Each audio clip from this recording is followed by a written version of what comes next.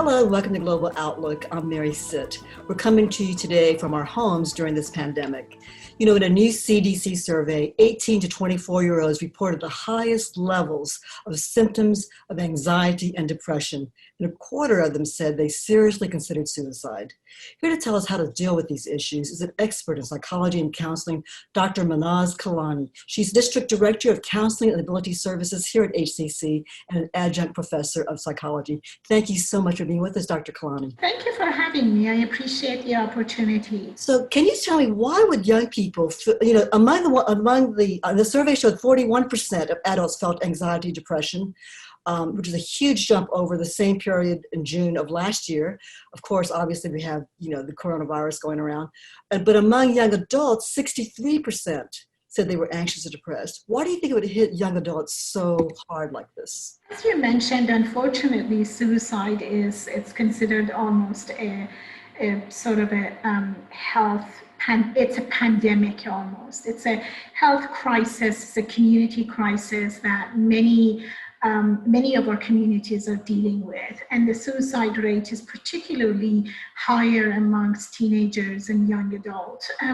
If you think about it, that is an age that young adults go through a transition. Many adults within that stage of development are moving from being sort of adolescents to becoming adults, and that's challenging by itself. So they're making all these huge life decisions right now, right?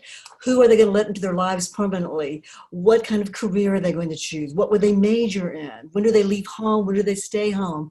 So because they're facing these major decisions, they feel in many ways more anxious than someone like us, perhaps? Correct. It's a transition in life, and sort of many decisions that need to be made. And many young adults during this stage in life also struggle with finding themselves. Who am I? What is the purpose of my life? And that can be challenging. A lot of sort of transitions happening and a lot of unknown. Also, we know that life by itself obviously is challenging, particularly for a young person, and many may not have enough support and not have adequate support system to sort of provide that safety blanket for them, that safety network in order to support them during this challenging time in their lives. And now, particularly if we look at the current pandemic and being, stuck in this sort of perpetual state of not knowing and unknown that we are all facing, obviously that is more challenging. And there is a lot of, collective sense of loss that people are experiencing. So if you have a friend who talks about maybe ending it all, what should you do for your friend? How can you, is it okay to talk about it? Some people say, I bring it up, it's going to make them want to do it. Or, you think your friend's getting really depressed and even mentioning something, it's not worth living or something. That's a very good question. A lot of times people think if they ask about it, if they inquire if somebody has thoughts of suicide, it will actually prompt them to kill themselves. And that's a myth. That's not true at all. And the best thing you can do is to inquire about it, be honest about it, and ask somebody what you don't want to do. You don't want to make that person feel guilty. You don't want to be judgmental. You don't want to shame the person. You want to be understanding, and at the same time knowing that help is available and you offer that help to the person. As a person who is not in a mental health field, you may not be the right person to provide that assistance and support, but it's important for you to know where to go and where to refer that person to. That's why there is the suicide hotline, and the numbers are everywhere. We have that on our HCC website for individuals, for students or members of public, and that's important to have that information to refer a person to, and knowing that help is available. Now, Dr. Kolaini, okay, let's say someone's not at that point, but they're just depressed. They're just feeling anxious. They can't go to sleep at night. They're eating, maybe stress eating at night, which is what I've done. But people are just, nothing is normal anymore, right? and they can't even go to class and have that college experience. Everything's online. They can't mingle with their friends and hang out with them. You have counseling available to students, right? Can you talk about your counseling services, and are they free? We do offer personal counseling, mental health counseling through the HCC counseling department, and they're absolutely free. Any student, any currently enrolled student is qualified to use those services. And we want students to know, we want them to know that this help is available. The first thing is that we want to normalize this. This is really uncharted territory. This is a time that none of us have experienced anything similar to this. So people are bound to experience depression, anxiety, or just not knowing really what's going on and what to expect. So we want to make sure that the help is available, and we want to offer it in a way that fights that stigma attached to mental illness. As you know, a lot of times people, we are open to share with somebody that we have diabetes or migraine or heart problems, but we are shying away from sharing with somebody that we may have a mental illness, or we may be struggling with depression or anxiety. Sometimes it could be just situational. This is a good example of the time that can create some situational depression, anxiety, or excessive worrying. And that's the time that we want to make sure our students know that we are here to help and we are available, and we want to promote that help seeking. That is part of overall wellness, and we do want to advertise that. So if a student needs counseling or would like to talk to somebody, you can make an appointment online and do online therapy. Is that right? We don't call it therapy. We call it basically personal counseling, because we don't provide extensive sort of treatment. We focus on short-term counseling to focus on what is going on with the student here and now, and how they're being impacted by everything that is going on in their lives. Students can reach out to a counselor via email, via virtual lobby, directly through the website to make an appointment. All appointments are virtual. We use Zoom, we use WebEx, we use phone. So any way that is more convenient to the student can access a counselor and have a conversation with a counselor. Sometimes students may need sort of long-term assistance or need further evaluation, and then we use community resources and we refer them to external resources. But our counselors are available to help, and that's basically what we do. That's wonderful. So whether it's counseling on what kind of courses should I do, or it could be anything about the personal problems, just being isolated away from home. How do I deal with it? And they can talk it out with somebody. Absolutely. A lot of times, again, this is human condition. We all go through times that we may need some assistance, and it's always, the first step is always asking to help. Right. And we always encourage students to do that. It's letting them know that it's normal, that all of us have a hard time, whether it's pandemic or other issues that we're dealing in our lives with. And the first step is to just reach out and ask for help, knowing that there is a confidential person, there's someone who understands and is trained to help us. All of our counselors are licensed professional counselors. We also have psychologists on staff. So there is always somebody who can help our students. Dr. Kolaini, what sort of tips would you give students to stay engaged and to counter some of those anxious feelings? The first thing is knowing that regardless of how long this takes, it's still temporary, that things are going to change, that you have to always keep that positive attitude in terms of the fact that this is a situation that everybody globally is dealing with, but at some point we are going to go back to the campus, and at some point, we are going to resume those face-to-face interactions. And it may not exactly be what it was, but we'll have some form of interactions with others. And also knowing that first, help is available, and stay engaged. Have a list of people that you can call and you can talk to when you're going through a hard time. It may not necessarily be a mental health professional. It could be someone, a faith-based organizations and institutions that you're connected with, someone in the family, friends, neighbors, people who care about you and like you and want you to do well. Have a list of them and reach out to them. Don't be shy and think that I'm the only one who's suffering. And also stay connected with your faculty. Our faculty are really, really sensitive, and they understand what the students are going through. So it's important for students to share with the faculty and let them know if they're going through a hard time. I think those are really important tips that the students need to keep in mind. Okay, thank you so much for those important tips, Dr. Kolaini. Appreciate it. I appreciate it. Thank you for having me. Coming up next, we'll meet a bright young man who came here from the other side of the world and started his courses here at HCC right when the pandemic hit. We'll find out how he's coping. Stay with us.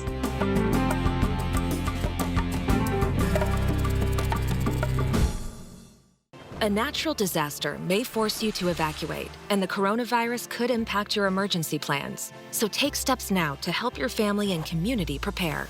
Keep a supply kit stocked with cloth face coverings, disinfecting supplies, and hand sanitizers.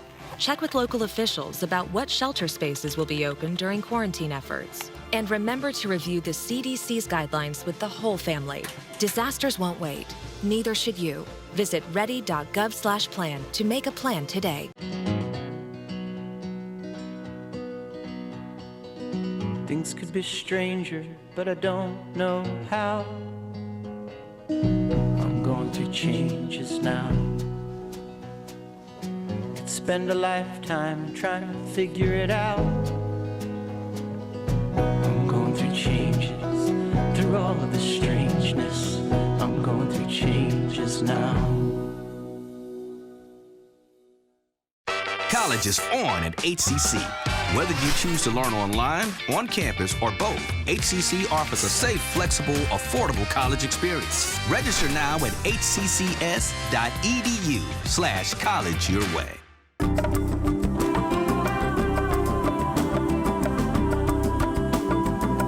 Our next guest came to the U.S. to study here at HCC all the way from Mozambique in the southeastern part of Africa. One of 7 children, he came here not knowing anyone and began his first classes right when the pandemic started back in March. Mouiha Viador is here at HCC studying computer science. Thank you so much for being with us. Thank you for having me. So you're from a little village, right? That's Yes. from about an hour away from the city of Maputo, is that right? That's Tell me right. about where you're from.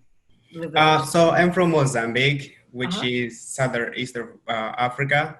That's border with South Africa and east side with Madagascar. So you're a long way from home. How did you decide you wanted to go abroad and to the United States to study? How did that idea come? You had a friend, right? Yeah, well, that's a long story, but basically it was I met someone who used to be part of Peace Corps, and this Peace Corps volunteer, he used to live at my family's house, which is my mom's house. So basically, we lived with him for like 3-4 months, apparently. And after that, he moved back to US, and I stayed back in Mozambique to finish my study. And after a while, we were just being like in touch with each other. And he encouraged you, hey, come to the States and study sometime. And that put the idea in your mind. Is that right? So, exactly. But tell me why you chose HCC. I chose HCC because it has affordable prices and also gives a lot of opportunity for international students. Okay, so when you came over here, that's your very first class in the spring. It was like stopped. Everyone was online, right? Right. How did you cope as a foreign student? You don't have any relatives here. You're all by yourself in a foreign country. How did you cope? It was a really difficult moment because it wasn't only in the United States that has a problem or HCC. It was like the entire world that we have this pandemic. So for me, it was like really big challenge to adjust on that. As I said before, that I'm here without relatives. So it was a really difficult moment, but with friends that I met at HCC, basically, I just adjusted myself, and right now I'm here. Yeah. So you did exactly what our first guest said. You stayed connected. Exactly. You talked to friends. Yeah, I talked to friends that I met at HCC, even though I did not have much time to meet people at that time, because basically we were at the campus for like almost 2 months, and then we have the lockdown, so I didn't really meet people, but those people that I met at my classes that are the same that, I in touch with them every single day. So you told me earlier, I think it's okay to say you're 25 years old, which is I'm awfully 25. young. Yeah. Right? And how do you cope with feelings of loneliness or anxiety with the pandemic on top of all this, not seeing your professors in person or your friends in person? What do you do to manage all that? I feel like not everything lasts forever.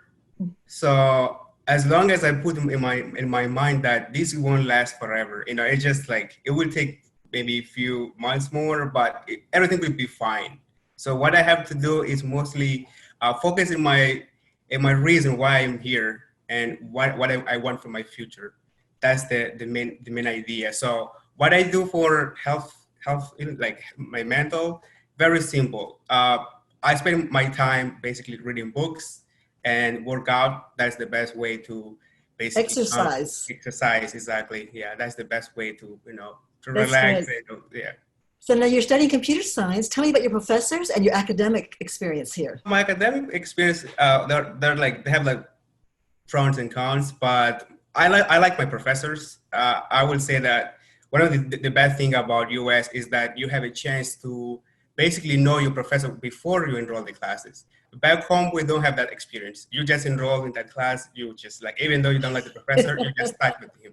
But here is different. Before you enroll, like you can basically know who is the best professor for that subject. Read all the reviews, right? Read the reviews, exactly. So coming here and being in touch with like with those professors was like one of the best experience ever I have experienced in my life, because they're really good. They're always there for help. If you need something, you can just reach them, like And you've adapted to the online experience of learning? Yes, it was a little bit difficult, as I mentioned before. And like in Mozambique, we don't have really good internet, like back here, and also like the level of the technology is not the same as here. So it was a little bit like difficult, but right now I can do most of it. So what suggestions would you give other international students at HCC? I would say as a student at HCC. Most of my classes that are in Central, I would say just focus and remember why you're here. You're here for a purpose, and you have to basically find what is the purpose, why you're here. There are many people who don't have the same opportunity that I had or you have, but why you're here? You have to always ask yourself every single day. In that way, you will succeed in your life. That's the thing that I always believe, that, we all have purpose. That's very good advice. Thank you so much for being with us, and good luck with the rest of your studies at HCC, and hang in there. This too shall pass, right? Yeah, thank you, Heather. Thank you. Thank you so much.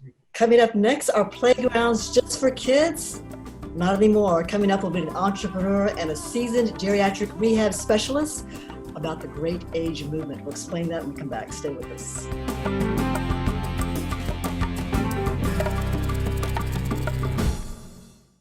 Food. We think about it all the time, but for many Americans, it's a scary thought. During this crisis, 1 in 12 seniors and 1 in 7 children don't have access to nutritious food. We can all help. Get involved at feedingamerica.org. The census, when counting everyone in your home, helps support your neighborhood for the next 10 years. Let's go home and count Papi! Make your family count! The census helps fund schools, healthcare, and more. Visit 2020census.gov. Houston Community College is safe, clean, and open for learning. We're sanitizing our classrooms and reducing class sizes so you can feel good when you come back. Register now at hccs.edu/college your way.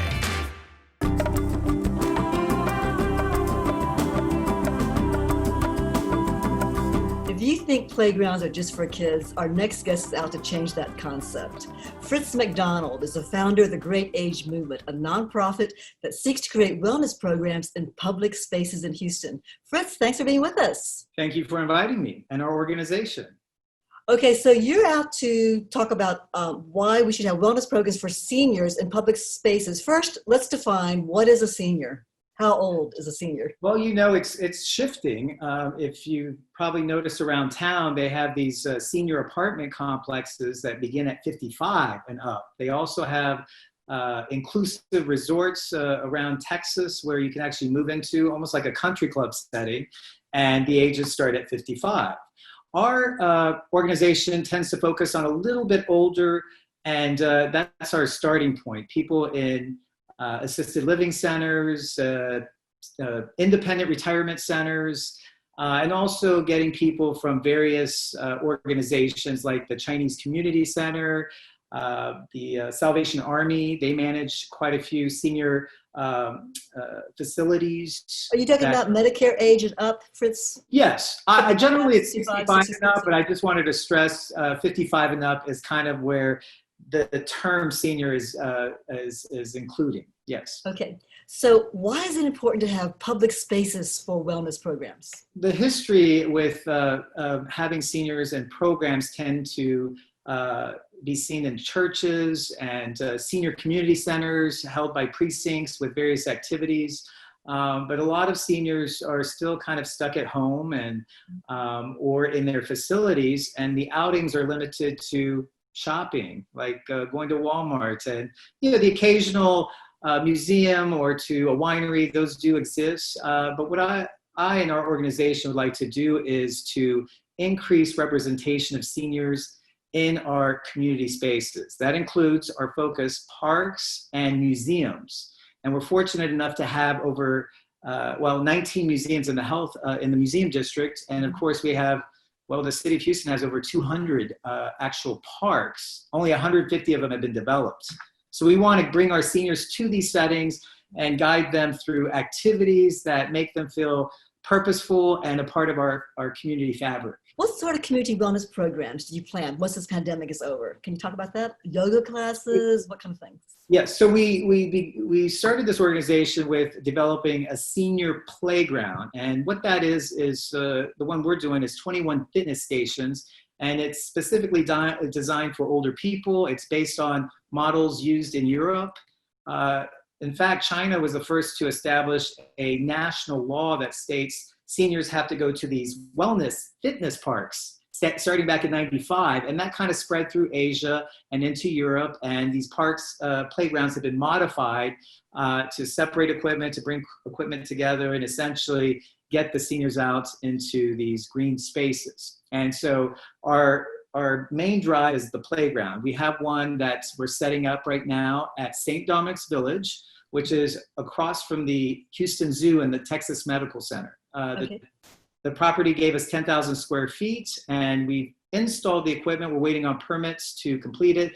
The pandemic, unfortunately, has suspended all activities until the city and state relieves us of all these restrictions on seniors. So what kind of equipment are we going to see here? We're not going to see slides and ropes.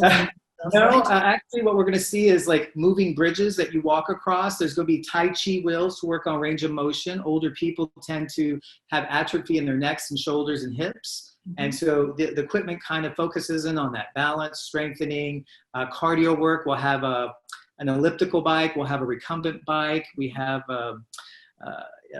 pedaling bikes for your arms and for your legs. We have these arcs that works on your shoulder range of motion. We have these grid rope systems that you step into, and it helps increase your hip flexion and also your knee flexion and improves your balance. And many more equipment like that.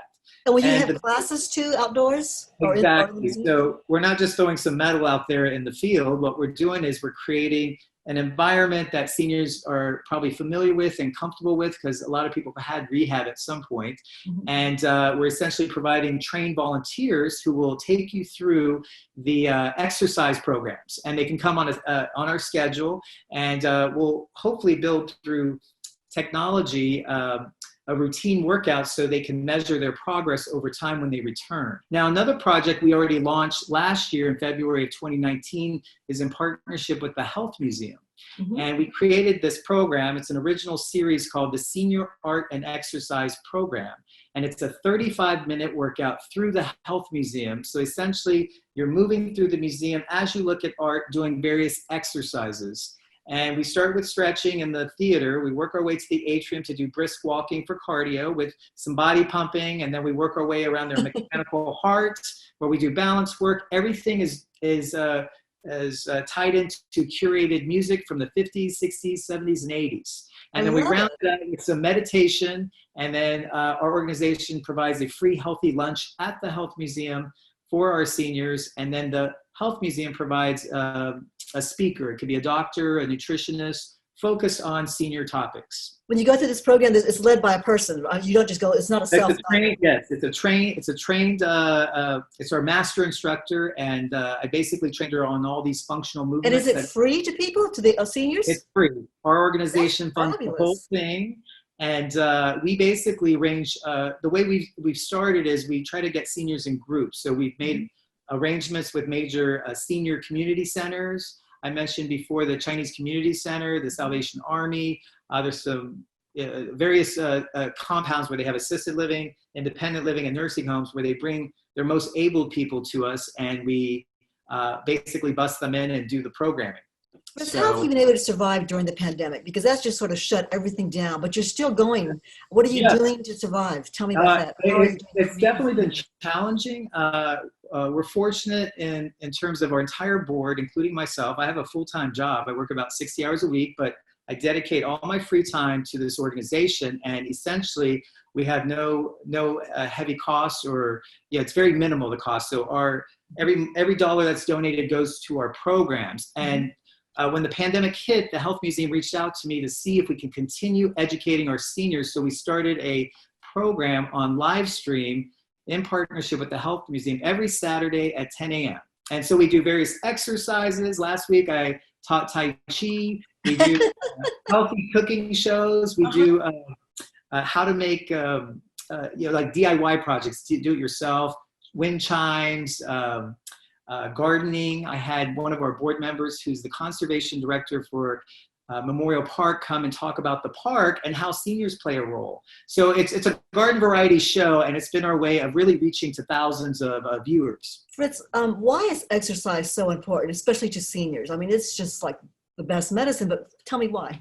Essentially, as we progress in age, we tend to slow down, and part of that is when you retire from from working so many years, people feel like they just need to sit down and rest, and suddenly that day turns into months, turns to years, and we just don't have that solid connection with the community in terms of programs and activities. And not just to cluster seniors into some community center, they want to be out in parks and museums, seeing young people, middle-aged people, older people. They want to be a part of the fabric, and our organization is geared towards that. Innovative programs that challenges you and refuels your purpose in life. There's no need to wait until you die. It's living to the end, and exercise is really a vehicle to our movement. So we're all doing it, and I feel like we can capitalize on that experience and work our way to so many other activities like senior dating and a cocktail party at the Health Museum for seniors to come to. And really just continue living your life with great purpose and not be coddled and, just strictly taking medicines, If you had to give a quick prescription of exercise, daily exercise for everybody, whether you're a senior or not, what should you be doing every day and how much? You should definitely be doing cardio, which is a walking. If you can't leave your home, you could create a walking pathway in your home and you schedule it every hour. It could be up to 10 minutes walking throughout your home.